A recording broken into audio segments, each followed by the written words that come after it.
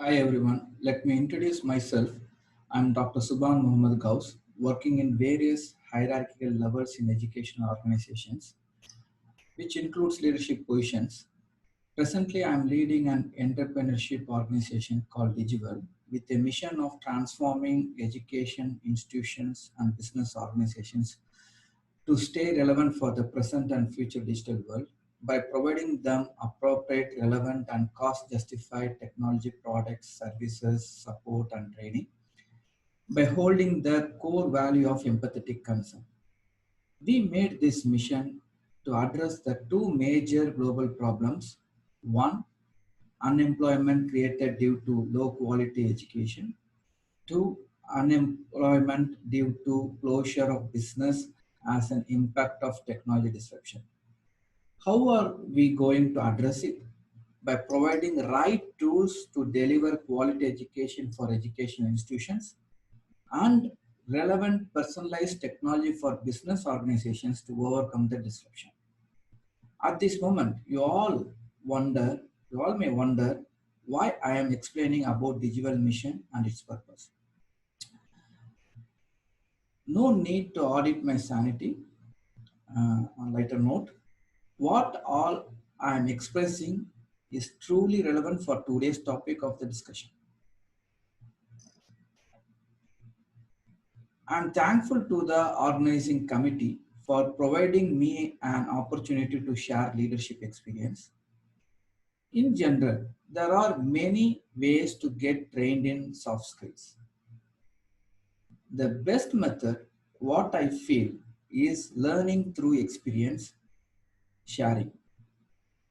Learning through sharing of experience rather than by theoretical knowledge.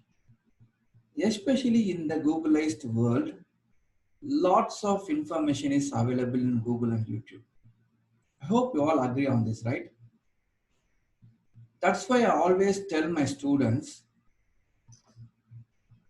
the definition of ignorance has to be redefined because the current dictionary definition of ignorance, that is lack of knowledge, is not matching the present world. Then what should be the definition? The appropriate definition is having overwhelming of information which may be relevant or irrelevant ultimately makes an individual to end in an inappropriate decision making or delayed decision. In turn, it will have a negative impact on that individual or family or organization. This makes sense, right? Because now we are in a world of information. So it's not like people lacks information. People have over information with relevant information as well as irrelevant information, which makes them difficult for to make a decision. So this is the new age of ignorance. In such an informative world, learning the knowledge on leadership is quite easy. To be frank, it is quite easy. It all needs to take one step. What is that step? Simple step, right? That is ask Google. The most of the information, okay, if you see the amount of information that Google has is enormous, humongous, right? And it is impossible for any human being to match with the volume of information that Google is having. I'm damn sure everyone listening to this statement will agree on this point. However, it is like going to the buffet, having lots of dishes, which may be relevant on, and or irrelevant to our taste buds, but all will be presented in a most attractive way. It will be like pulling us to go there and here and take something and taste it, right? Nearly in the same manner, Google presents its information. To be frank, it may have factual and fictional information to overcome this challenge and take the relevant, valid, and authenticated information from Google, as well as to apply those information in life, needs some kind of support. That's where this kind of session becomes important. By considering that, I'm going to share experiences by mixing with scientific knowledge so that all the participants can develop leadership behaviors by applying the concept of emotional intelligence and leadership styles in order to achieve transformative quality professional and personal life. So getting leadership skill is not only to get a transformative professional life, it's also inclusive of transformative personal life. To be frank, personal life comes first, then the professional life. If you are becoming a very good leader, or you are transforming from good leader to the best leader, okay, then you will have a complete synergy between personal and professional life. Okay, so that is called work-life integration. You will be moving away from work-life balance to work-life integration. So the outcome is very clear, right? Developing the participants will be able to develop after this session. Okay, after this session, the participants will be able to develop behaviors integrating the concept of emotional intelligence and leadership styles in order to achieve transformative quality professional and personal life.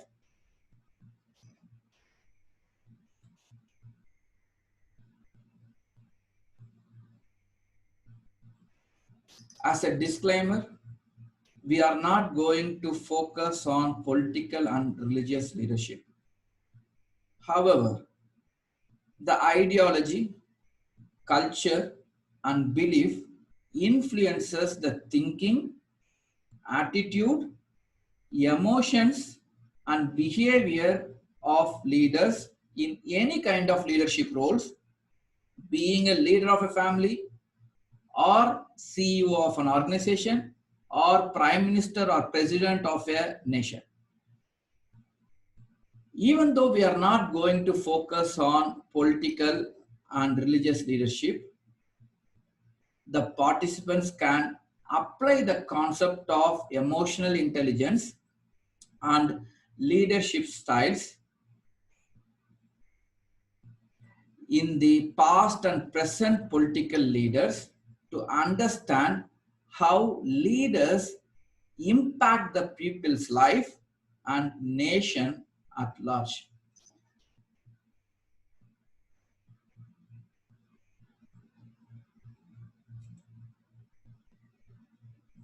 To bring more attentiveness for the next few minutes, let me address the fundamental question: why leadership skill is important?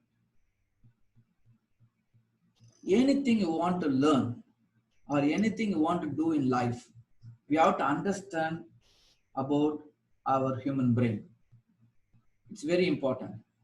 Naturally, the human brain gets focused if it benefits the individual's survival, saves his energy, her energy and time, and gets pleasure and happiness such as rewards and awards. So only in these conditions, human brain gets focused. So that's why to bring an attentiveness, I'm going to tell the importance of this leadership skill. In recent times, the job portal website companies do a lot of research on the input data they get from employer requirements.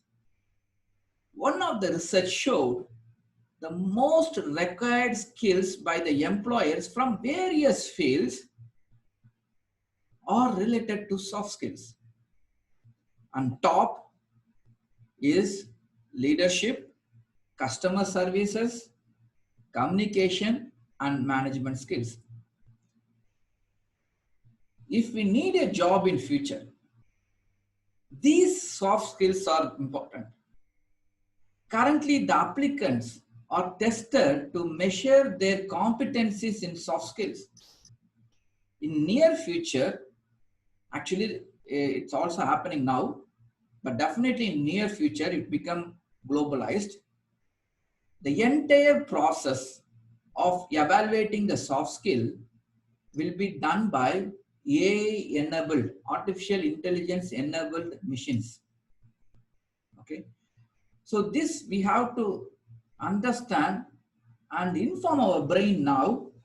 Okay, this is like important as learning a scientific knowledge. So someone is learning soft skill, it is equally important as something learning from his subject. Okay, so it's so important because that is going to determine the future of us.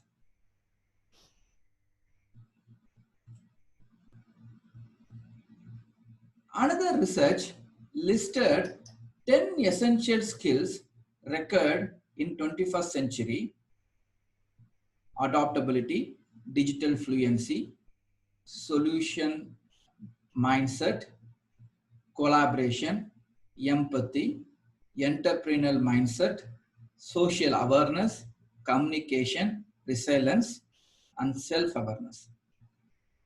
If an individual has all these skills and apply in various situations effectively to empower the people in the organization. Once again, I'm telling, if an individual has all these skills and apply in various situations effectively to empower the people in the organization, then it is called leadership skill. Leadership skill, in other words, is a combination of all these skills. Here, I listed the difference between hard skill and soft skills.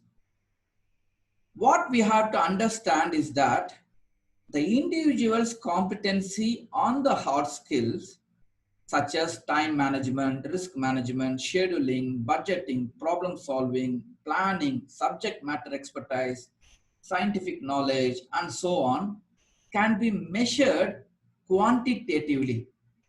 Whereas the competency on the soft skills, especially related to interpersonal skills such as how an individual behave with other individual in general communication and in special communication such as conflict resolution, negotiations, adaptability, and also interpersonal skills such as self-awareness and self-management are measured qualitatively. In academics, we use psychometric tests, situational judgment analysis, rubric scoring, and so on to evaluate the soft skills. Even at the corporate or organizations level, we use similar tests. At this moment, I want to emphasize to the academicians and or anyone who is in a position of assessing or appraising their employee. When we develop tools to measure soft skills, there is high possibility to have subjectiveness and biasness. In order to secure the soft skills assessment, especially related to attitude, we have to take painstaking efforts not to breach the fairness, reliability, and validity of the assessment. So how we can do that? By bringing standardization in such assessments. It is very important. Otherwise, it will lead to wrong decision making about an individual. It will not stop there. Which such wrong data, generated about an individual because of problem in the assessment, that is biasness in the assessment, which will make the leaders to take the wrong position about an individual. So now it's for the leaders. Anybody is in leadership position, please understand this point and act accordingly. In a way, they should not fall into the trap of decision making based on assessments or appraisal. Okay, so this is what I want to emphasize here. The soft skills are continuously evolving skill. We cannot become expert in soft skills in overall in one night or in overall in one lecture or one workshop, which requires continuous practice in comparison with hard skills. In a way, the hard skills are easy to teach, learn, and assess, whereas soft skills are difficult to teach, but it is trainable and learnable. Remember, both skills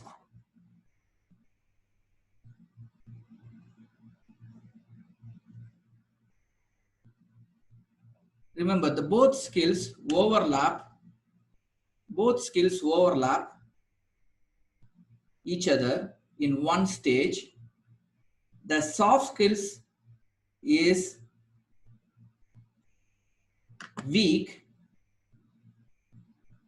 or incompetent, it will affect the hard skill in a long course of time. So you cannot escape without learning these soft skills, and it will have impact on the overall performance. That's why it is important to have a coach and or mentor to achieve mastery in soft skills. It is not just a soft skills, it is life skills. Like a swimming coach, gym trainer, we need a life coach. Institutions must make efforts to bring such kind of mentoring, role modeling, and coaching of life skills to make their graduates employable for the future world. Now, at this stage, the participants must have understand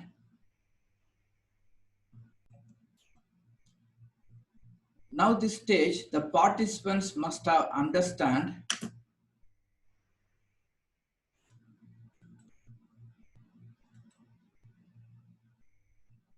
there are list of soft skills demands in job market.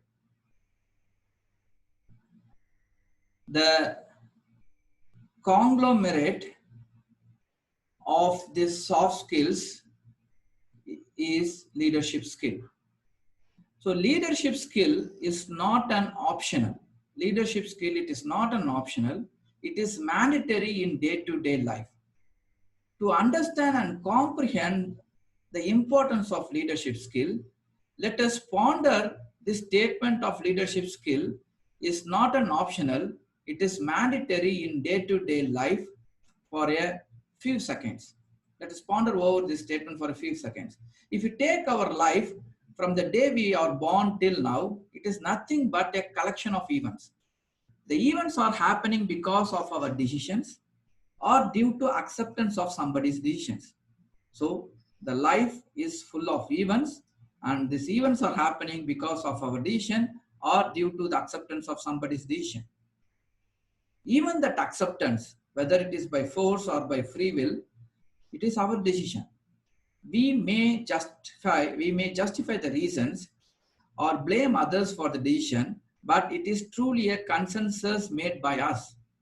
The individual having competent leadership skill will make wise decision, ultimately decides our course of life.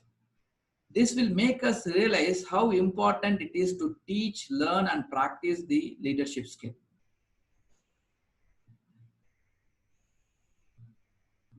There are 4 fundamental core competencies in leadership skills. One is self-awareness. The second one is communication. The third one is influence. Fourth one is learning agility. We'll be seeing in detail about all of these components in the next few slides. In simple words, self-awareness means understanding how our behavior impact how our behavior impact the relationship with another person or the entire organizations. Communication means how we are able to communicate clearly by listening and understanding the other person's emotions and perspectives to achieve the goal. Influence means how we can inspire and persuade others by gaining their trust. Learning agility means how we can learn and apply new things. It's not stop there.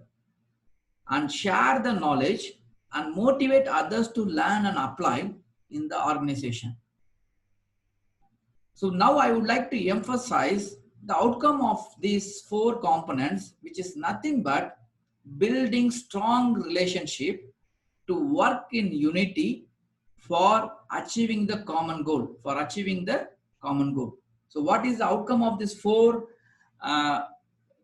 components of the leadership? That is building strong relationship to work in unity for achieving the common goal,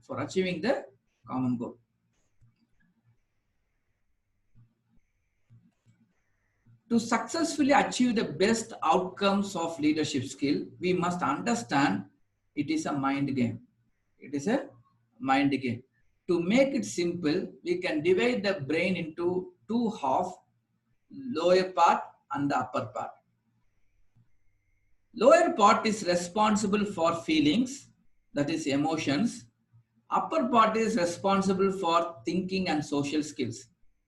The effective leaders has increased activity in the prefrontal cortex or to make it simple, upper part of the brain.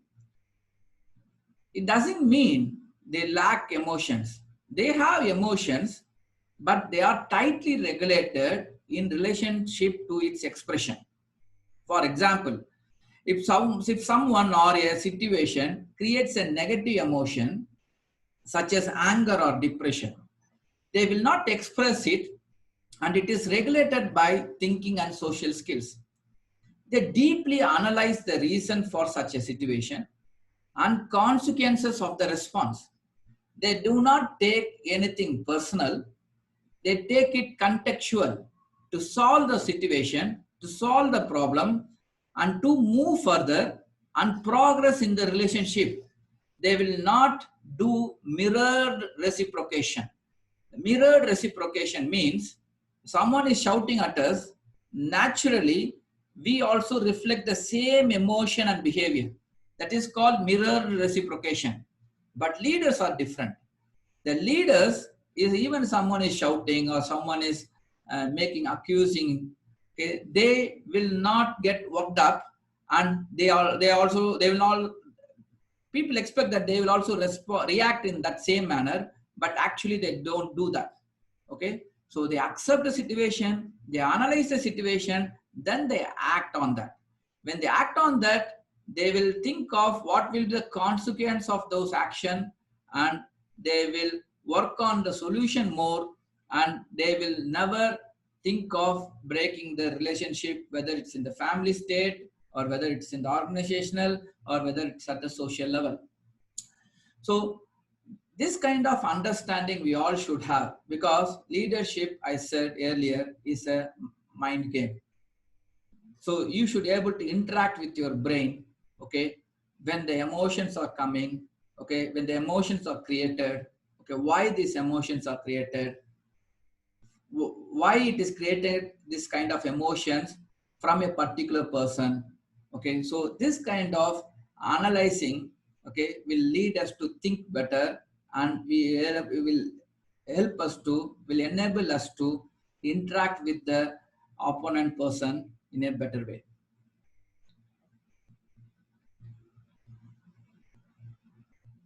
So leadership is not about power. It is to empower people or team or family. It is all about giving rather than taking. Leadership, best analogy for leadership is parenting. So what we do in parenting, we give more than we take, right? Same thing we have to do in the leadership. It's all about giving rather than taking. To become an effective organization leader, one must be a well streamlined self leader. In other words, self leadership is the foundation to become an organizational leader. Now, which takes us to the area of self leadership. So, self leadership is a process of influencing oneself to establish a self direction and self motivation needed to perform and progress towards their goals, mission, and purpose. They move in the direction of the compass. Okay, they move in the direction of the compass rather than the clock. They are scaffolded, they are protected by self discipline and self regulation so that external force will not have an impact on their mindset, emotions, and behavior. In my experience, if we overcome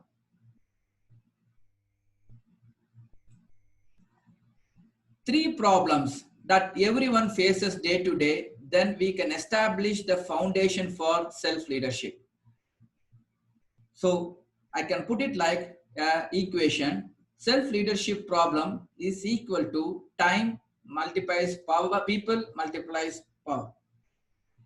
If you want to lead, this is very famous statement from D. Hawk, founder of Visa. If you want to lead an organization or a nation, invest at least 40% of your time in leading yourself. It's very important. Self-leadership is the foundation for organizational leadership. So let us address one by one the problem. Here I'm going to give a lot of practical tips. So managing the time is crucial. Most of the skill to become self-leadership is cannibalized, is killed if we are weak in managing the time. If we see those individuals that is difficulty in managing time, the individuals which have difficulty in managing time will live in, always they will live in the state of urgency. Their days will go with meetings with the deadline. You will see such people always telling others to do that, do this.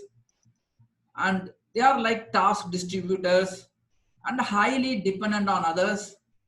If you notice, they spend, if you audit their life, okay, they would have spent huge chunk of time in not urgent, not important things like in recreation, chit-chatting, backbiting, gossiping, and slandering. Okay, they have one group of negative people, toxic people. So they spend more time on social media and so on. So what we have to understand is, until if they don't discipline their time, then they cannot establish the self-leadership. So disciplining time is the foundation for self-leadership. Disciplining the time is the foundation for self-leadership. Now next is people, very important, right? Because we are a social animal. So we are interacting every day with others. Most of the time, self-leadership persons are mission and goal centric, and also promote their goals and missions to their close associate. I'm going to give an example from the family situation. For example, the husband is engaging in a discussion with his wife and discussing about their children and their growth and how it is connected with the family mission and goal. So husband is explaining to his wife, or wife is explaining to the husband. Okay, then so suddenly let us take a wife suddenly disrupting the discussion and telling like something I kept in the kitchen, I have to go and I have to close the stove, gas stove there. So immediately she were going to the kitchen and gets distracted there, and she is cooking and then bringing to the husband a dish to taste. Okay, this is most common right scenario in our life, or it can be vice versa. But immediately what we do, okay, we try to react. Okay, so that means that the person whom we are interacting cannot able to understand the purpose, mission. Okay, immediately self leadership will go into the mode of uh, educating and so on, so stuff, and even negatively reacting to the person. If you are really self leadership, they will handle such situation in a wisdomic manner. Okay, because every people has their own taste, own freedom of doing the things. So if you are a self leader, you have to find the appropriate time, right moment to discuss your mission and goals. Okay, so you have to set time for it, you have to set the momentum for it, you have to set the environment for it. Okay, so it's not easy to persuade the individual by creating a negative environment. In this case, after shouting the wife, okay, you cannot understand, putting all negative comments on her, then explaining to her about goals mm, and mission and what you want to do to the kids and what you want to do to the family. Okay, she may listen because being a leader of the family, okay, she may be mentally forced to listen to you, but it will not reflect in behavioral change. So what we have to understand is, okay, for them, okay, that is in that moment, that's what brings them the pleasure and happiness. So that we have to communicate in a way that we are engaging with them. Okay, okay, praise the person, okay, for the work what at present they did, okay, for the dish he's bringing you to taste it and explain to her, okay, the taste of the dish is good, and make engagement. Okay, so engage them. Okay, then get into the right momentum and explain to them about the mission and goals. So this is at the family level. You can implement that at the organization level, right? So this is very, very important, how we interact with the people. If we interact negatively or in a bossing manner, it will result in a negative behavior. Okay, now coming to the power. So power is a very important one. Okay, now I'm going to discuss about a study done by universities. It's a psychology study. Okay, I forgot the name of the university now. So anyhow, so they conducted a study on the leadership behavior in a team. So they made it multiple team. Each team has a supervisor. So that is a leader of the team, and they provided cookies to each team. Okay, during the meeting to have some snacks, and they found after the meeting the supervisor have eaten more cookies than the team members, and they also made more cookies waste than the team members. This shows that power of authority has indirect influence on the behavior to take the privilege of taking more cookies as well as to waste them. Okay, they are not doing it full awareness. Okay, but most of the team, when they studied, they all showed this behavior. That's why we always tell good leaders, okay, eat last, not first. It can also happen when with the person leading the family, right? He spends the money in any affair without consulting the other family members because he is the leader of the family, right? When it comes to others spending the money, uh, he advises to the core about value of money and value of time, value of work, all this blah blah things. Okay, but when it comes to him, okay, even though he knows, he awares of the value of money, value of time, value of work, and everything. Okay, but he has a leverage of spending it because he is indirectly, the power is influencing him to do it. Okay, So this we have to bring into consciousness. Okay. So power, we should not make us to do directly or indirectly the uh, unethical or immoral things, okay, which we advise others not to do. Okay, so this is very, very important. So if we able to solve this problem of time, problem of engaging with people, and power indirectly influencing us to do the wrong things. So if we able to solve this problem, okay, then we can become a self-leader. Everyone can become a self-leader. So self-leadership has three components. One is self-awareness, self-regulation, and self-motivation. So let us go one by one. Self-awareness, it all starts from the feedback. So most of the self-leaders, they're keen on getting this feedback. They analyze the strength and weakness. They learn from their mistakes. They overcome their weaknesses and improve immediately.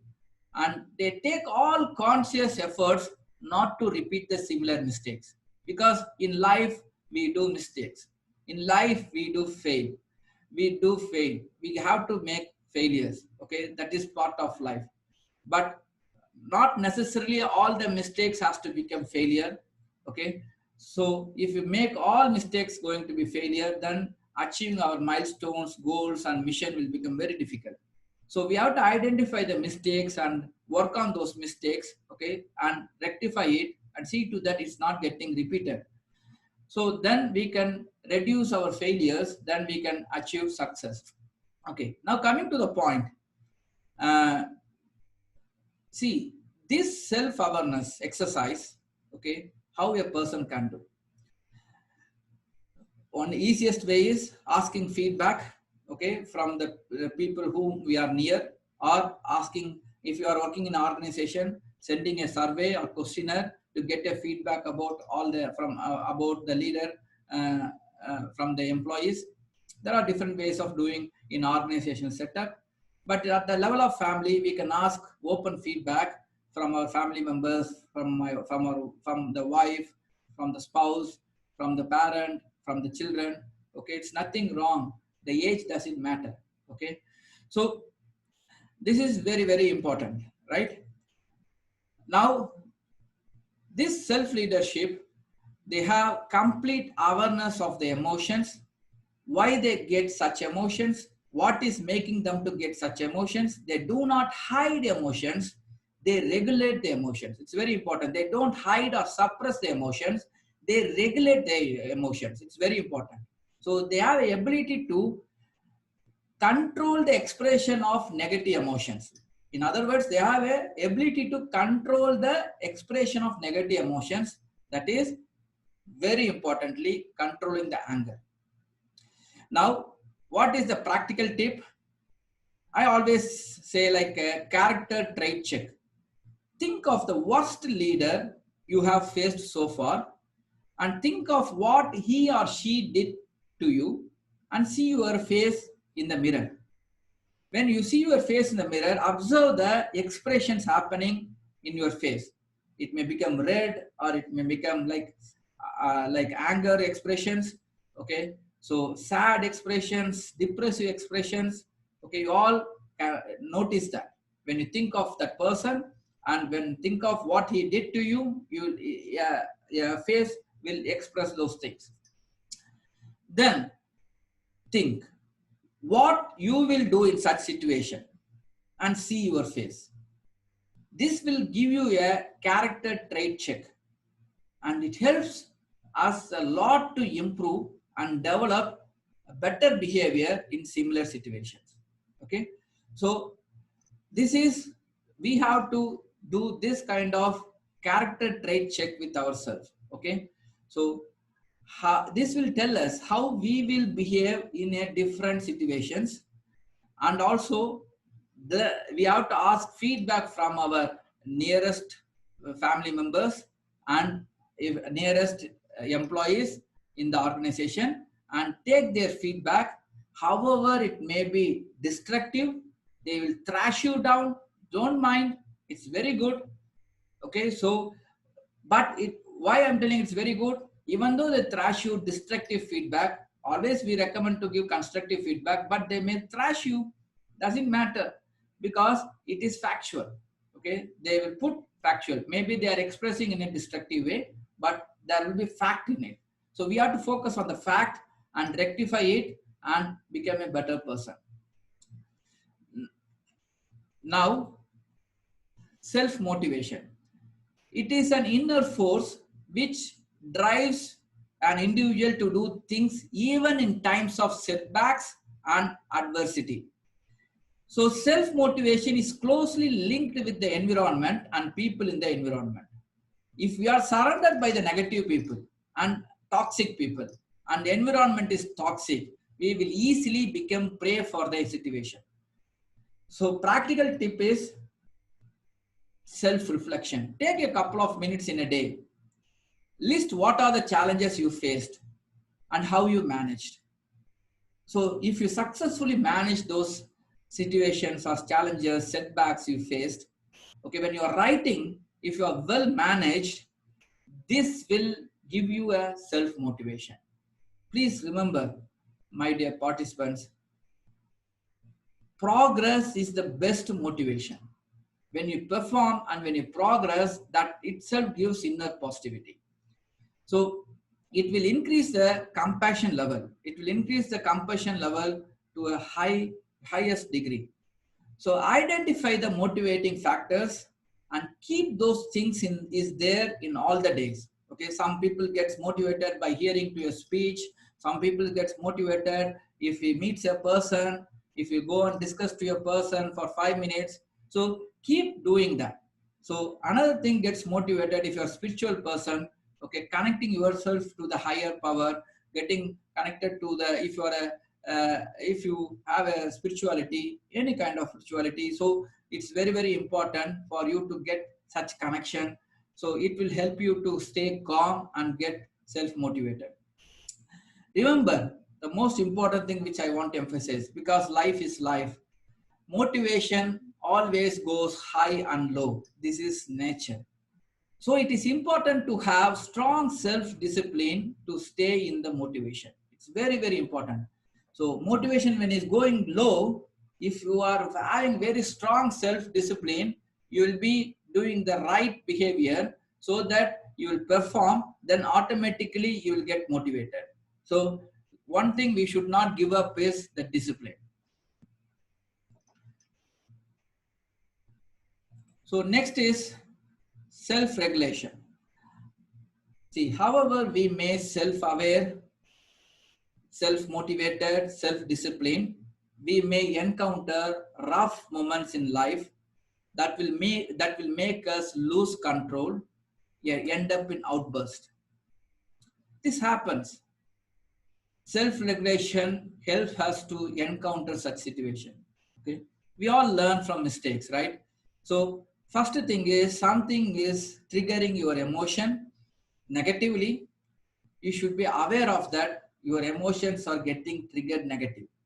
Okay, so immediately reframe. Don't act immediately. Take a pause. Rate 1 to 10 within your heart. Rate the situation 1 to 10. Is it necessary for me to take aggressive step or take a little calm and soft action? Okay, if we do that, such kind of rating, okay, most of the situation we will be rating around 2 in the rating scale, because if you accept and analyze, okay, automatically this process will make you to focus on the solution as well as focus on the context of the problem rather than who is telling this problem, who is coming and discussing with you. You will forget about the person, right? So it will help you to accept the situation, analyze it, and then act by reframing the emotions, and it will have positive behavioral output. See, I'm practicing it for almost 2 years. This reframing exercise, it has enormous outcome, okay, extraordinary outcome in building relationship.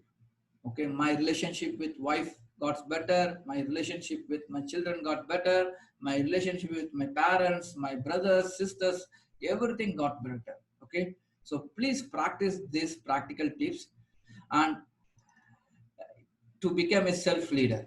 Okay, self-leadership, once again I'm emphasizing, self-leadership is the foundation of the organization leadership, and we cannot achieve self-leadership without failing. But we have to rectify it immediately, see to that we don't repeat the same mistakes again and again. So to successfully become self-leadership, we must understand life.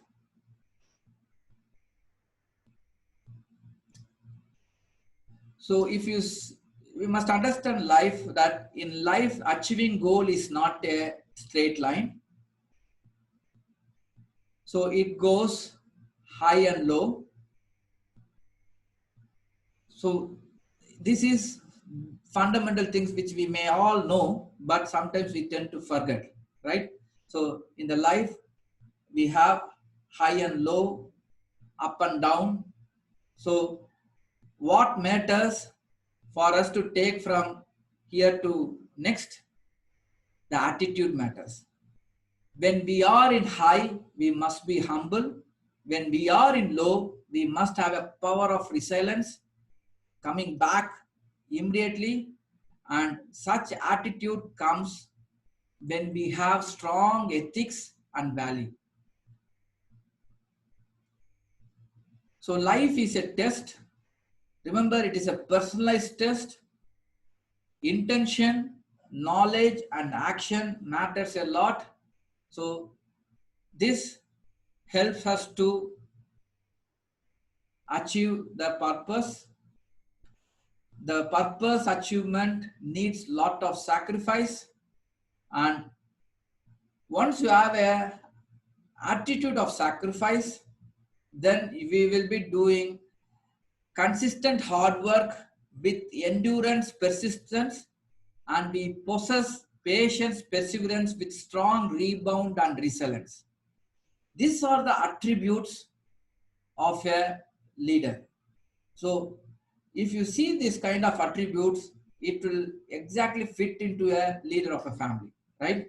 So they have a purpose to take the family from now to next, and the leader of the family do lot of sacrifice, and they all work hard, not only one day, 2 day, they work consistently.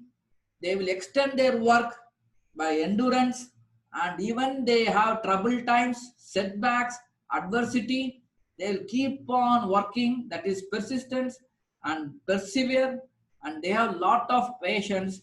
Okay, and when anything calamity happens, they rebound back, right? See how it is well matching the leader of the family, right? So that's why leadership is strongly connected with parenting. If you are a good parent, if you're having a very good leadership skill in parenting, then automatically you can become a better self-leader. Okay, so in other words, self-leaders will be the best leader of the family, and when you're best leader of the family, you can become the best organizational leader.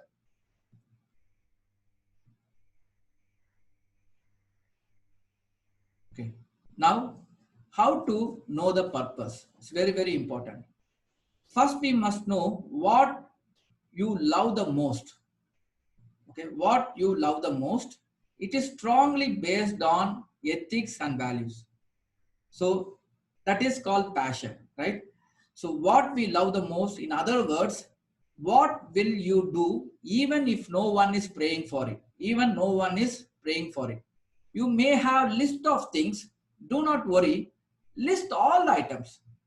List all the items. Then to research which of the item in the list the world needs desperately.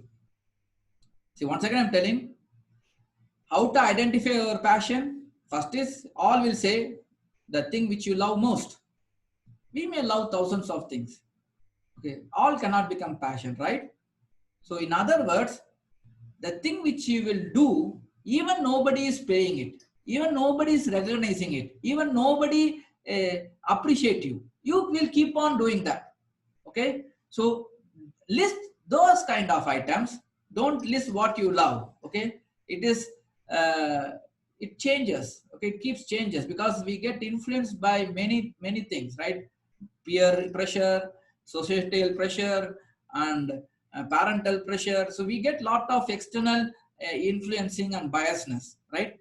So don't go what you love. Okay, go in the way what I'm telling. You will do even nobody is paying money for it. You will do even nobody is appreciating. Even you nobody is recognizing it.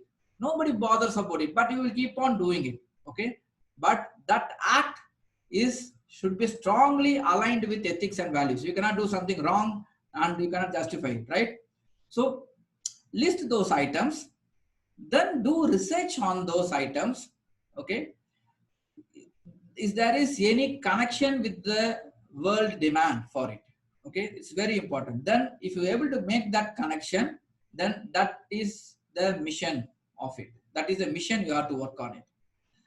Now next question is, are you qualified, are you certified, or are you self qualified to do that? Okay, self qualified means someone has to recognize, endorse you that you have that skill. So that is related to your profession. And now you identified your passion, you identified the world needs that passion, that is mission, and now you have a skill qualified or someone endorsed that you are having that skill to do that mission. Then you have to work on that it is saleable. In other words, there are people to buy from you. Okay, that is called vocation. Okay, so when you identify all these things, okay, the merging point is called purpose. It's called purpose. Okay, now we identified our purpose. Okay, that is called digital solution. Okay, so now I'm bringing the connectivity of my first statement, right? The mission of digital.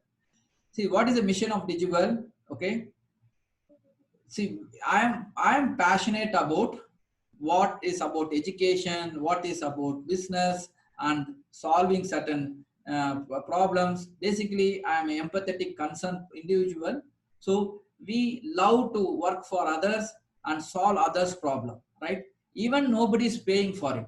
Even I love to work for others to solve their problems. Okay, so my job is to solve others problem. That is the one makes me happy.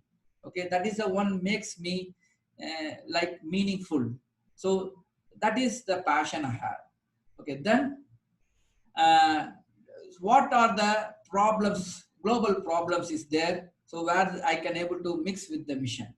Okay, then mix with the passion, so to create a mission. Okay, so the global problem what we identified is unemployability happening due to low quality education, and unemployment is happening due to business disruptions. These are the two major global problems. Okay, then what we thought is, okay, do I have a skill to solve this problem?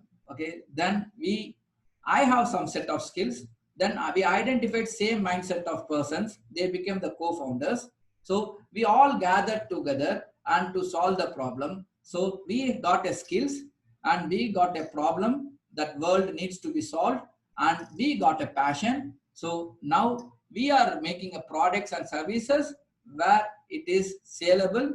So this is how we derive the purposeful mission, that is transforming educational institutions and business organizations to become relevant for the present and future digital world by providing them the technology, products, services, solutions, support, and training with a core value called empathetic concern.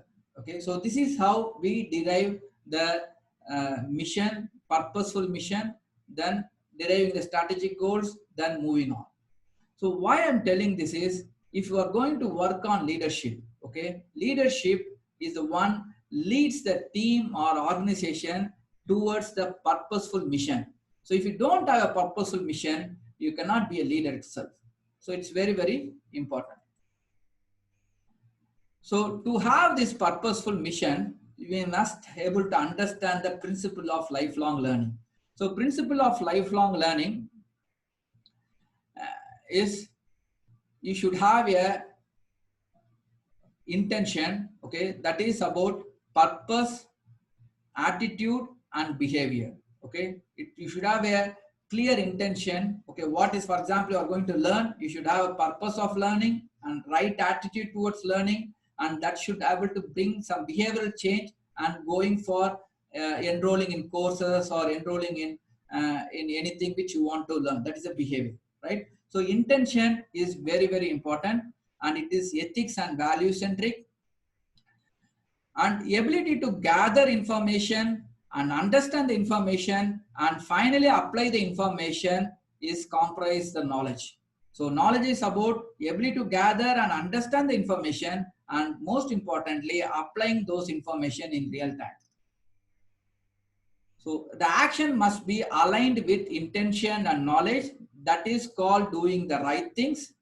If there is misalignment, even you may achieve success, but that is called uh, doing the things right. It doesn't mean doing the right things. Okay, so it may give results, but it will not help you to achieve the mission. That's very important. So during the process of implementation, we make mistakes and we have to learn from that mistakes. That is the process of rectification. And then sometimes the mistakes can turn into failure. So we face failures. Without facing failures, we cannot become successful. So failure is a part of success. Failure is formative, it is not summative. So when you fail, you have to address the failure, identify what is the one caused failure, and learn from it. Okay, and improve that, then work on the uh, go continue the path and go towards the mission, then definitely you will achieve success. So this is called resilience. So we call it as a purification process. So principle of lifelong learning a leader must have. Okay, this is very, very important. So now coming to the competencies, skills and competencies, because we are talking about leadership skill and competency, right? So now if you see the human's life, early phase and late phase, early phase, we focus mainly on incorporating knowledge, less skills, less competencies. But in the late phase, we don't acquire knowledge. Okay, we acquiring goes less, and we more focus on skills and competencies. But for the future world, it is better to bring early phase itself, giving the skill training and competency training. Okay, so this as a institutional leaders, please consider that in your campuses, try to bring a better integration of knowledge, skills and competencies in the course, so that the children can learn yearly about these leadership skills and then apply, because it's all comes in practice. They will have enough time to practice. So this is very important thing which I want to share our experience from our article. Then we should know what is behavior. Okay, so we should know like why we are acting like that. Okay, so behavior is an outcome of the attitude. Attitude is a mindset formation based on the trigger, in turn creates feeling. Feelings are nothing but emotions. So expression of emotions is the behavior. So this mindset are influenced by the values, ethics, culture, knowledge, and any events happening or people in the events. So environment and people in the environment is very, very important to bring us the right mindset. That is good mindset, end up with good emotions, end up with good behavior. So positive mindset it will create, positive emotions it will create, and positive behavior it will result. If a person in the environment or the environment is creating negative mindset, and negative emotions will come and it will end up in negative behavior. So positive or negative feelings leads to good or bad behavior. But remember, the expression that is of the emotion, that is behavior, it depends on survival. So let me explain. For example, if a spouse makes a mistake, immediately triggers the mindset, okay, and it triggers the emotion and behavior, right? So what will be the mindset? It will make a negative mindset. It will create a negative emotion, and it will create a negative behavior if spouse makes a mistake, right? Because it results in anger. It results in anger and shouting, right? It may even lead to domestic violence, okay? But consider, if a boss of your company creating a negative mindset and he is shouting, you are doing hard work, and even then he is not recognizing you, and he is telling like, you did that, you did this, it's not good, like that, is trashing you in front of everyone. You are getting angry like anything, okay? You want to kill him. Such kind of outburst you want to have, but what happens? You are not expressing it because you know that it will affect your survival. It will affect your survival. So brain is something, uh, takes an action based on survival. Okay, it analyzes it. Okay, so if it is a wife or if it is husband, immediately we express it, right? Because we know that that will not affect our survival, right? So it also depends upon the country's legal system. Okay, you cannot do such thing in US. You cannot do such things in any part of the country. It is different in our Indian scenario, right? So that's why domestic violence is very high, because we lack this kind of controlling the emotions, because we don't teach the kids this. This is very, very important. So our behavior is closely related with our survival. So please understand why I'm telling this is, if our brain can able to take such decision, if we train our brain, okay, even in discussion with our spouse, we can able to do positive behavior. We can able to come up with positive behavior. Okay, so that's what leadership skill is about.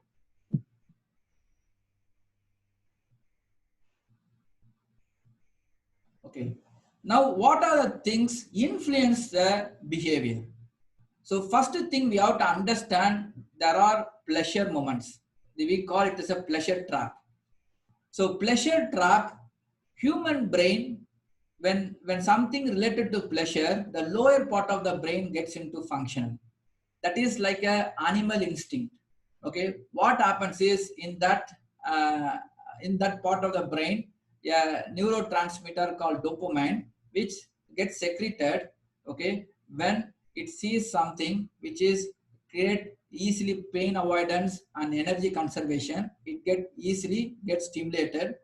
Because the dopamine is released, it will create euphoric effect, that is called pleasure. Okay, a kind of euphoria, that is called pleasure.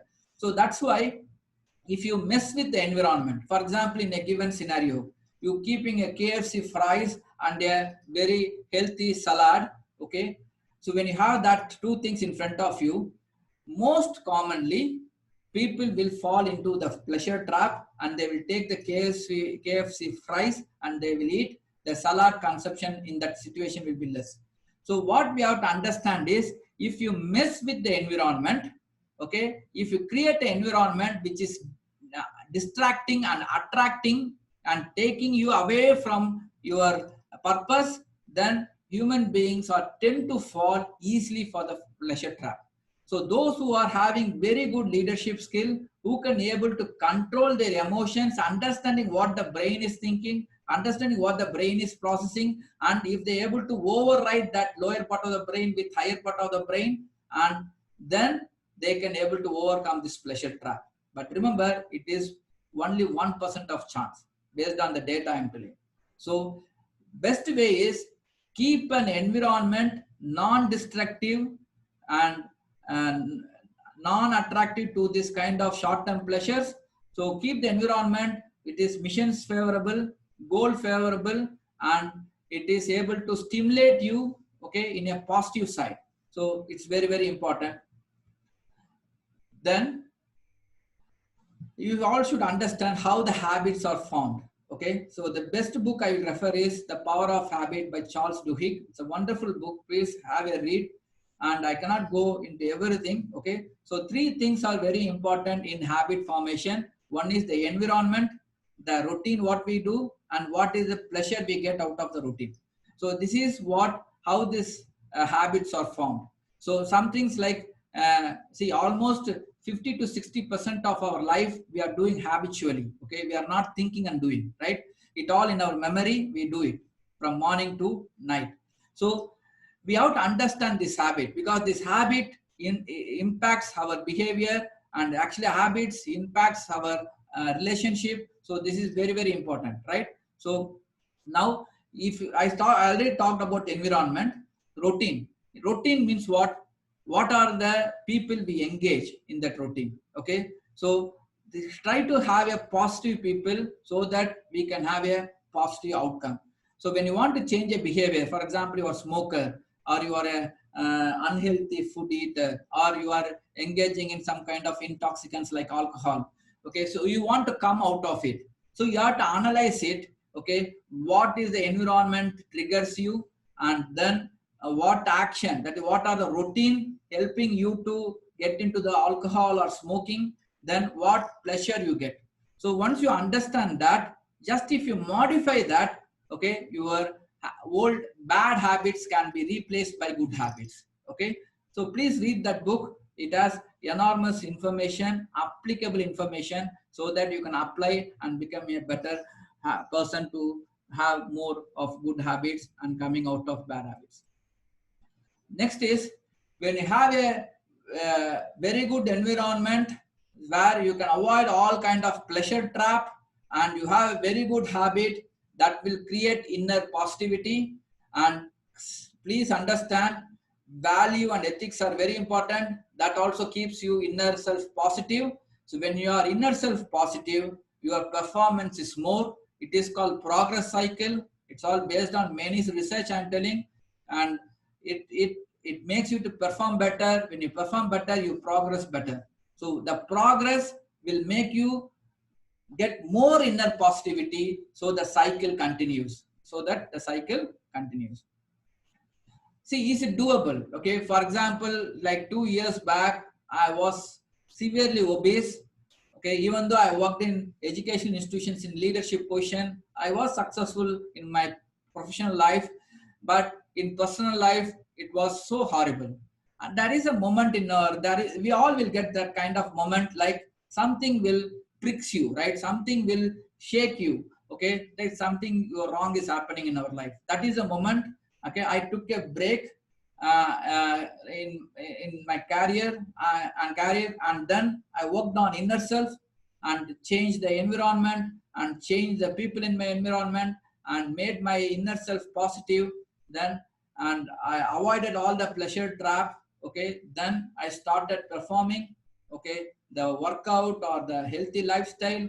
Okay, then it started showing progress, right? So this is how I progressed. Okay, if I can do it, everybody can do it. It's doable. It's not only bringing a healthy lifestyle.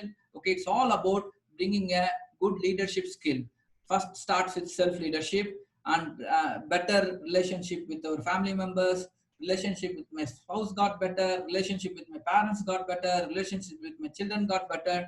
So it's all doable. What I'm trying to tell is, okay, it's not to promote me. It's about telling a live example that it is doable. Okay, everybody can do it. We have to take little step by changing the environment and by avoiding certain people in the environment. Automatically, we will get the better habits that will create a very good impact in our life. I will give an example of failure. Okay, there are a moment when we started this company in 2018. Okay, we had a turbulence. Okay, like it's all happens in entrepreneurship life. Okay, we face ups and down, and getting into the getting the right team. So a lot of challenges we faced. Okay, there I faced my inner positive went down. Okay, I told it has high and low. Okay, I went low. That made me to get negative things. Then I able to fall into the pleasure trap, and I got into the negative environment. I got into the negative mindset of people. Okay, because of such elaborate in-depth analysis I did in my life, okay, I can able to do certain things in my life, that is asking feedback, that is self-awareness, and I try to do kind of self-motivation, and I also do kind of self-audit. That all made me to realize that something happening in my inner self. Okay. Then because that is only taking me again to the obese side. So then I made that correction, then immediately I could able to see my change. Okay. So keeping inner self positive is very, very important. So that will impact your performance and that will impact your progress. So if you keep inner positive very high, your performance will be very high, your progress will be high. That will create again more inner positivity. So this whole cycle continues.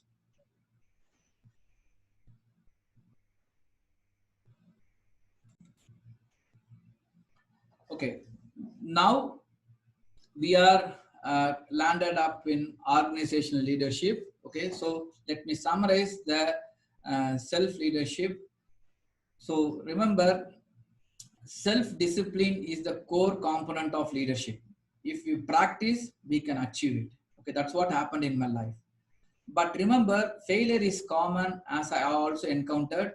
The most important is overcoming the failure, not repeating the things which make us to fail. Is more important because failure teaches us more things than the success. The success of self-leadership made me to identify my purpose and start the role of organizational leadership of leading the digital.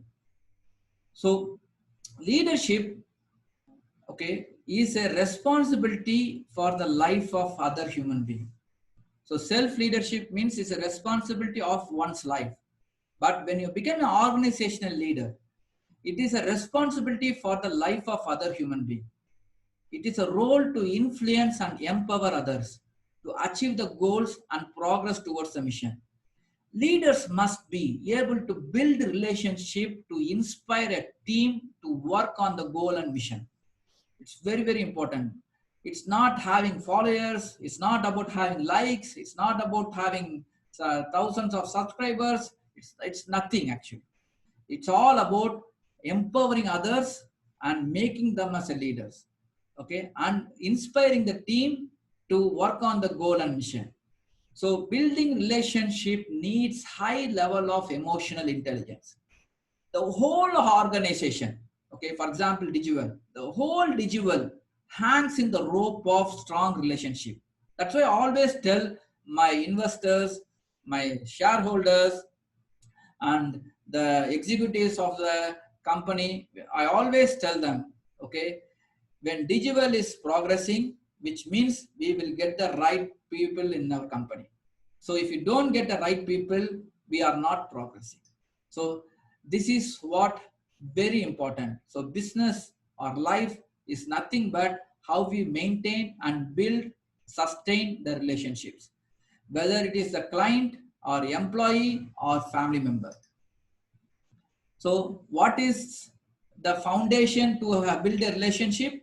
Emotional intelligence. So we should know about emotional intelligence.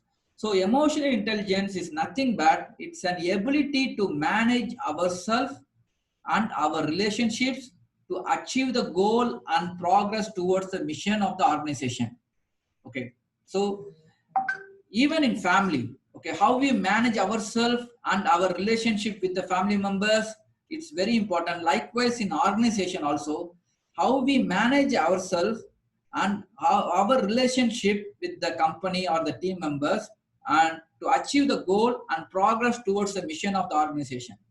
It is applicable in business and government organizations as well as down to the level of parenting. Okay, it is seriously, you all should know about this emotional intelligence, and it consists of four fundamental capabilities. One is self-awareness, self-management. So self-awareness, self-management is it about the individual itself. Social awareness and social skill is about outward. Okay, so self-awareness, self-management is about inner self, and social awareness and social skill about outer self, but inner self and the outer self has a overlap. So that overlap area is very, very important, because there are signals coming from outer self to inner self and signals going from inner self to outer self.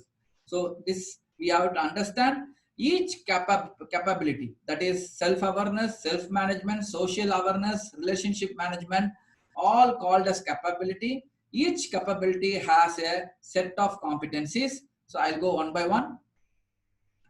So first let us take self-awareness.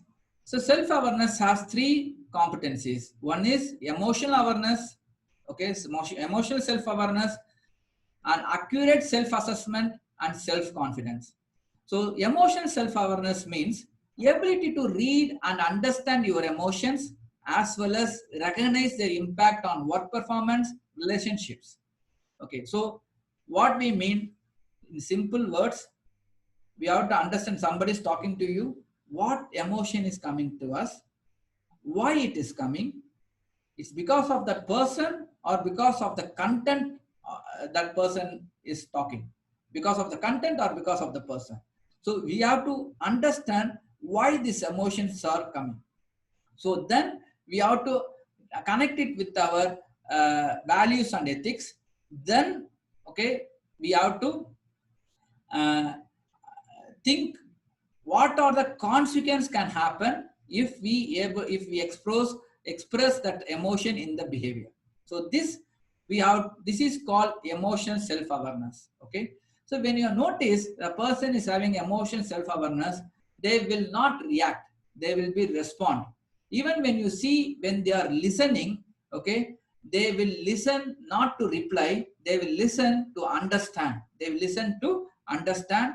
And so that's why they will understand, they will analyze, then they will act.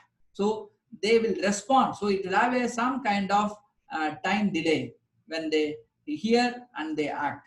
So if somebody is doing that, you can really understand the person is taking what all the things he is receiving and is taking to his higher part of the brain and he is analyzing it, then he is acting it.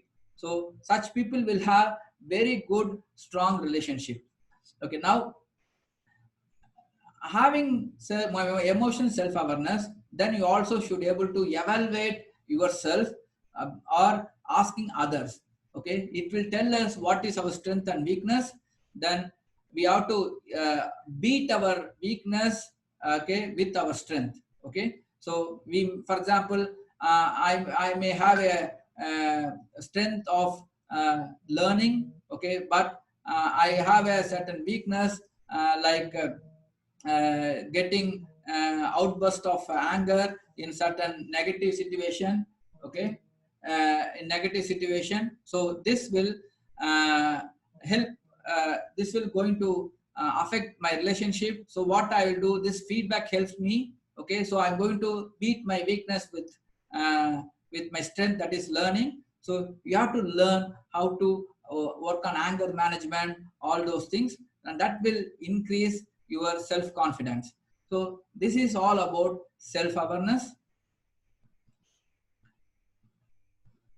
Then coming to the self-management. So self-management, the competencies are self-control, that is ability to keep disruptive emotions, impulses under control. It's very, very important. That's what I told. It is called self-regulation. So in the self-regulation, what we'll do, it is reframe and act with analyzing. Okay, what I told as a practical tips, reframe. Okay, somebody is triggering your negative emotion. Okay, immediately ask yourself, okay, rate from 1 to 10 whether I can act now or not. Okay, what will happen if I act now?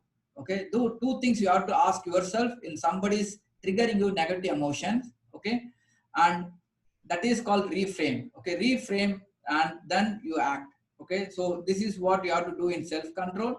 And trust, consistency of display in honesty and integrity.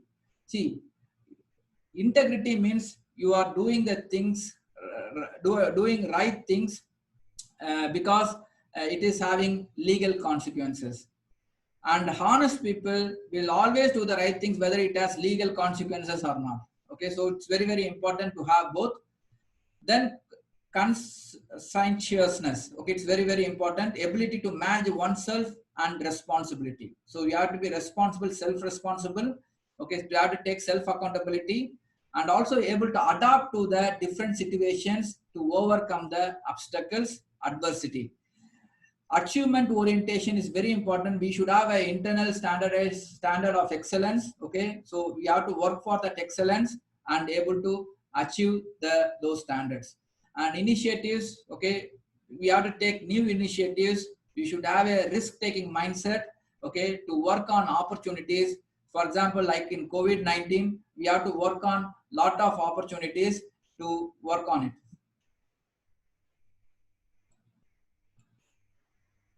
So now coming to the social awareness. Social awareness is all about empathy, organization awareness, and service orientation. Empathy is very important. Skills at sensing other people's emotions, understanding their perspective, taking an active interest in their concern. It is very, very important.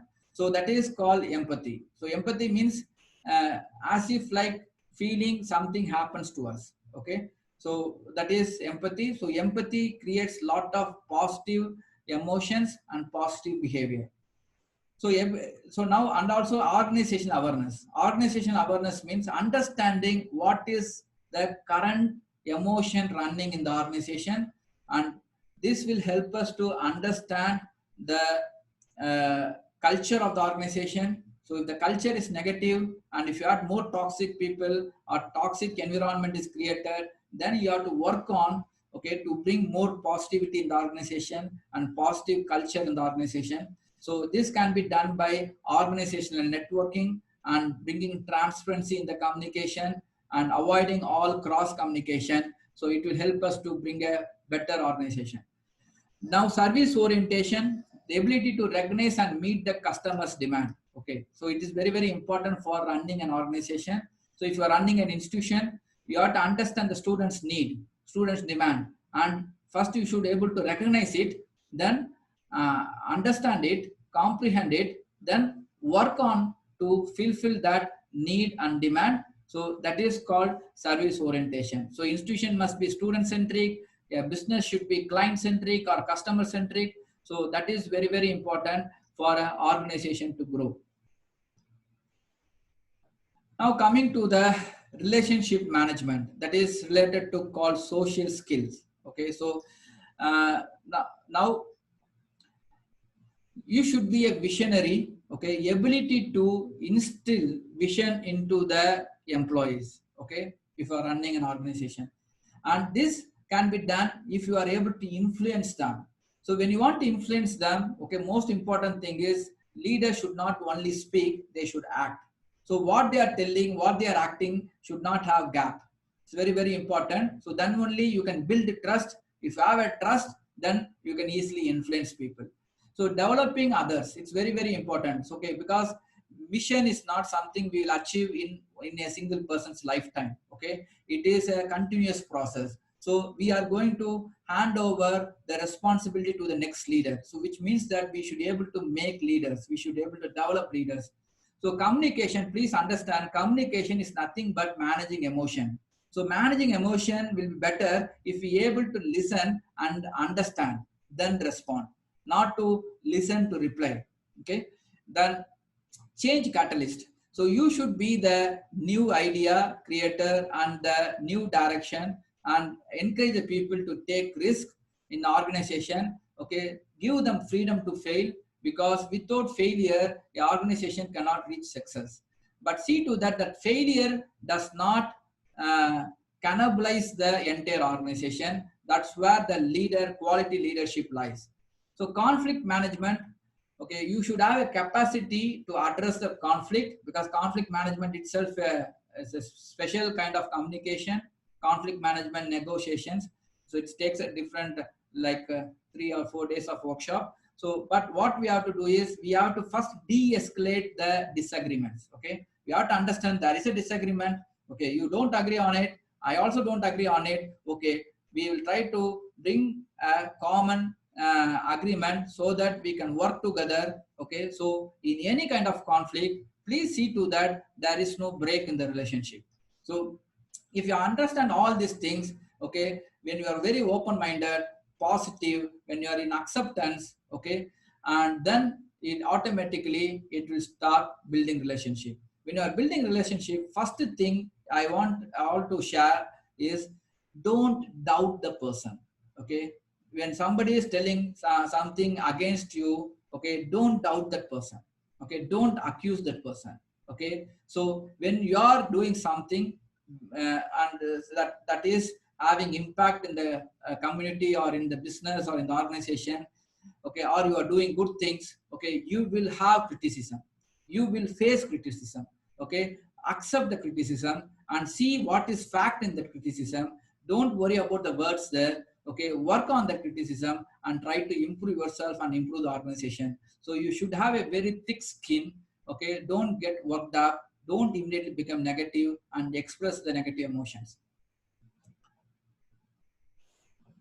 Okay, so always assess your emotional intelligence value. So here I give some tips to assess the emotional intelligence value. So here I put the high emotional intelligence uh, actions. Okay, here I put the high emotional intelligence behavior.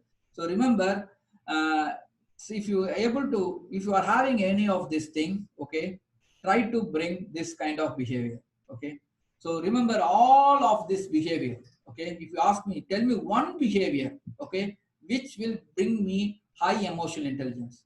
If you practice that, that will bring you high emotional intelligence. Two things I will tell you. It's related to it, that's why I'm telling two things. Have patience. Second thing is, don't act on your anger. If you do these two things, being patient and don't act on the anger, if you do, automatically you will get high level of emotional intelligence. Very simple thing. If you want to be successful in this life, if you want to be successful in an organization, you want to be successful in your family life, just implement from now two things.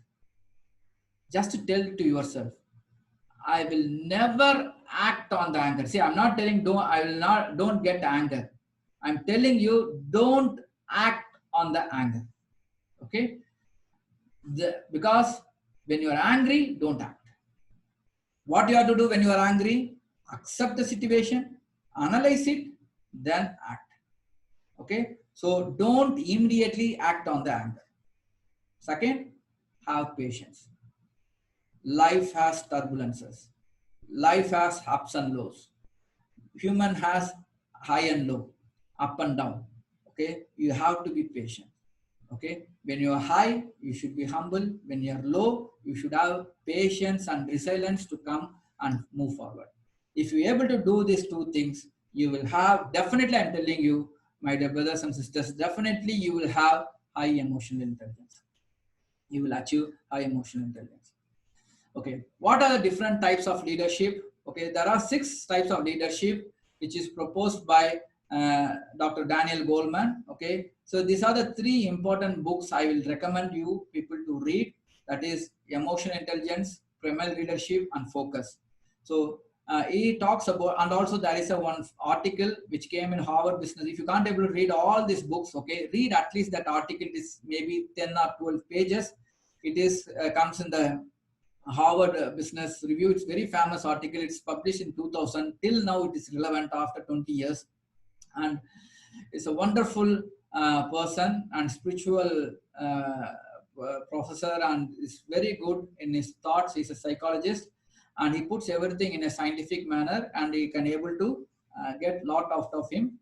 Okay, so there are 6 types of leadership. One is commanding, visionary, affiliative, democratic, pace setting, coaching.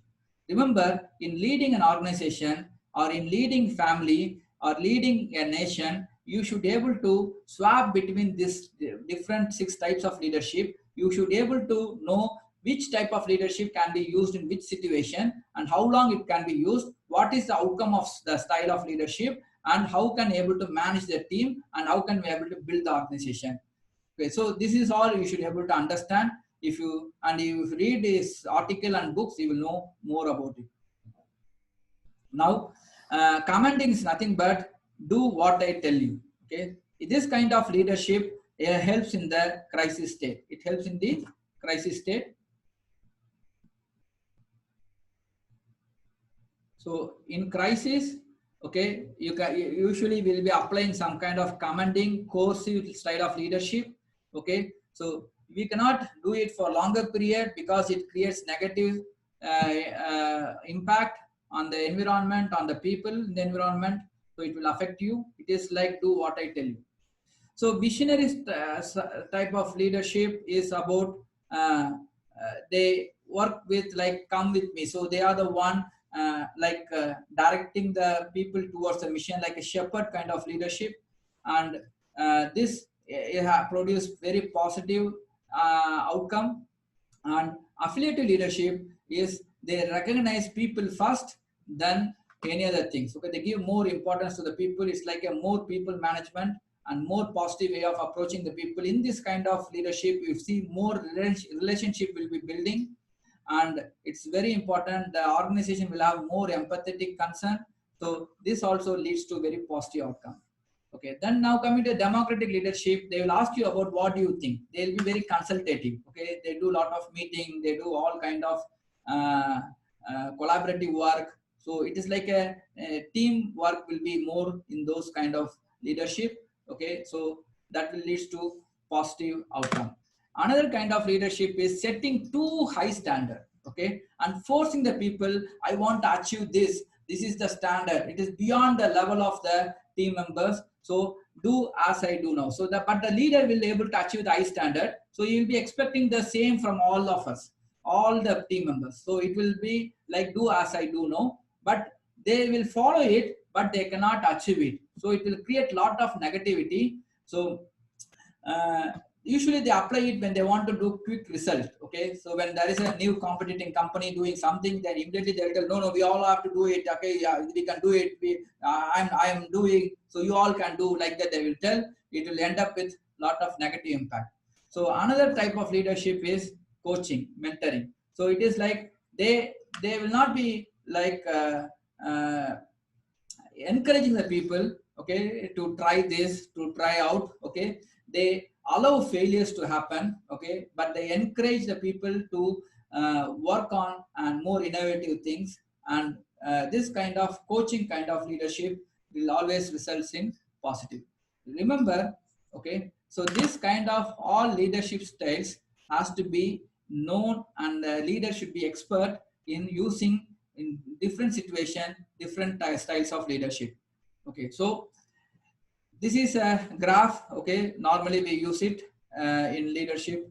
So when the situation in crisis and you have lot of inexperienced team member, okay, usually the leadership will be of more authoritarian. Okay, it will be like do what I say kind of leadership. Since you have inexperienced subordinate, okay, inexperienced team member, and you are also in the crisis, so and your mood will be more negative, like do what I say, it will end up with negative results. It will end up with negative results. So authoritarian leadership will gives results. Okay, if you have capable subordinate, if you are capable subordinate and high growth or changing environment, high growth or changing environment, and it's not like a crisis, but you may face some risk here. Okay, but the capable subordinate will be there, so you will get result. Even your authoritarian leadership, okay, you will get result. But you are in a stable environment, and you have a very good team members, okay, who are all expert in the field. Okay, then what you can do is normally it will be very positive environment. You will be doing a participative kind of leadership. That could be of coaching type or visionary type, affiliative type, any kind of positive type of leadership you will be doing, and you will get better results. Okay, so this are all depends upon environment and what kind of team members you have. Okay, that makes the leaders to act according to the situation. Different leadership styles they can put forward to get the results. So here I would like to conclude with certain well recognized leaders of the past and the present. So leadership was taught by Mahatma Gandhi as it's a muscle power. Okay. Today also it remains, unfortunately, in the political arena. It is of muscle power. Actually, leadership, according to Gandhi, it's not about muscle power. It's getting along with the people. It is kind of servant leadership model Gandhi approached. So our Mahatma Gandhi approached this servant leadership model. We all feel, actually, many of the leaders feel that is the best model for political leadership. Now, coming to the leadership should be in view of the present successful business executives. So, for example, if you take CEO of Alphabet or Google, okay, if you see it, they all talk about empowering others. If you take Mark Zuckerberg, okay, CEO of Facebook, he tells about guiding others. If you take about Bill Gates, okay, he talks about empowering others.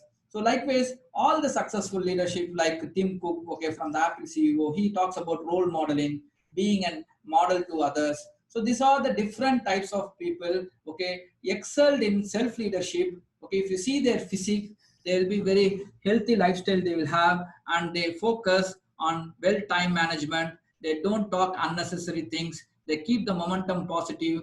They will always work positively. Even recently, when they are facing the legal issues of privacy of the data, all were being questioned by the Senate, US Senate. If you see them, they were responding very positively. They're getting their destructive feedback from the Senate members and acting positively. So this kind of, we should not do mirrored reciprocation. So it will really give more trouble to the organization, and it will more create problems. So they work very positively. They'll do opposite of mirrored reciprocation. Even if they shout at them, they respond very positively. So this kind of leadership we all should have, even from the family level, at the organization level, or even at the national level. So now, final words. Remember, it is a heart and mind game. It's very, very important for all of us to remember. It is a heart and mind game. Who can succeed in this game? Individuals' ability to connect values, purpose, and mission in every function or output of the brain.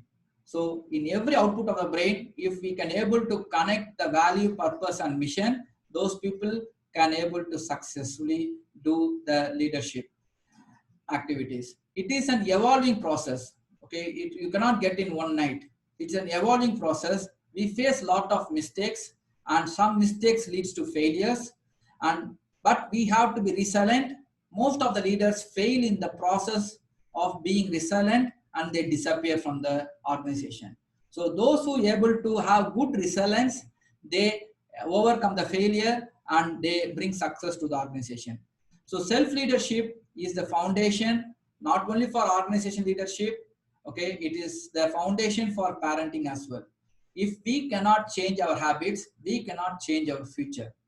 The practicing ground for this game is family, friends, relations, neighborhood, who are all best to spouse, best to parents, best to children, best to relationship, best to neighborhood, and best to friendship will be definitely best in organization leadership.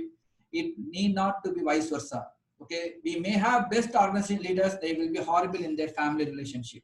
Okay, but definitely those who are all best in family relationship, best to their wife or best to their husband, definitely they will do best in the organization leadership. So remember, feedback is critical and crucial. Remember to get feedback, then reflect on the feedback, then learn and improve is the key to achieve the highest level of emotional intelligence. Most important eligibility criteria to become a leader is having a high level of emotional intelligence. So have always an eye on the environment and people in the environment. Toxic people creates toxic environment. Toxic environments create negative mindset. Negative mindset is the spoiler of emotional and social intelligence. The leader's role is to empower the team and its team members. They will take forward the organizations towards its mission and vision. The leader's word and action should remain the same in order to build a strong trust. The most important leader's action to build trust is transferring the success in the form of benefits and incentives and celebrating the employees when the organization reaches a milestone. It's very, very important. When you want to build trust, your word and action should be same, and you should also transfer the success to the employees in the form of benefits and incentives. So trust on the leadership will expand the circle of influence and bring more right people into the organization. Okay. So this is one of the metrics we should evaluate on the leadership. If what is the trust the people are having on the leader, and how leader is bringing the better team, best team into the organization, so that organization gets expanded and organization gets bigger. Okay, because when you have a very large vision and mission, okay, we need a large team. Okay, so if you want to move fast, you can go alone. Okay, if you want to go very far, because it's a mission centric organization, means you are ready to go far, means you have to have a team, you have to go with a team if you have a mission centric organization. So I conclude by that. So I hope this whole conversation would have benefited the participants. And regarding someone wants to evaluate what is their level of leadership, go to this 3 websites. They provide a like automated feedback system, so you can work on that questionnaire and you will know which level of emotional intelligence you have, how you have to work on those emotional intelligence, as well as it will tell what are the leadership styles you have and what are the other leadership styles you have gap, and how you can fill it. So these are the 3 wonderful tools. You can use it, it's free, and you can use it and you'll know, okay, what is the level of your emotional intelligence and what are the strength and weakness in your leadership styles. Okay, with that I conclude. Thanks for giving this opportunity.